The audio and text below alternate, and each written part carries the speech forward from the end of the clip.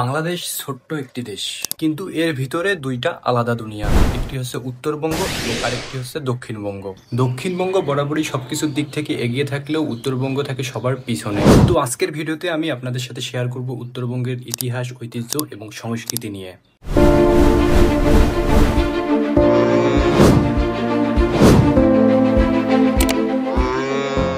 উত্তরবঙ্গের আসল সৌন্দর্য আপনারা উপভোগ করতে পারবেন শীতকালেই, কেননা রংপুর বিভাগ অর্থাৎ কুড়িগ্রাম, দিনাজপুর, পঞ্চগড় এইসব অঞ্চলে শীতকালে তাপমাত্রা 7 থেকে 8 ডিগ্রি সেলসিয়াস।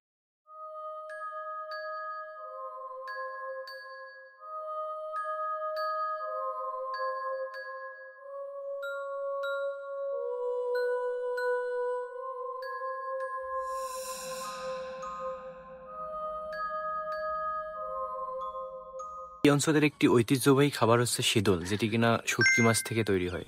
উত্তরবঙ্গের মানুষেরা অতিথিদের আপ্যায়ন করার জন্য সিগনেচার আইটেম হিসেবে পান সুপারি দিয়ে থাকেন। আজকের ভিডিও এই পর্যন্তই। অন্য কোনো ভিডিওতে উত্তরবঙ্গের ঐতিহ্য এবং বিভিন্ন ঐতিহ্যবাহী হাট নিয়ে আলোচনা হবে। অবশ্যই চ্যানেলটি সাবস্ক্রাইব করে আমাদের সাথেই থাকুন। দেখা হচ্ছে নতুন কোনো ভিডিওতে। আল্লাহ হাফেজ।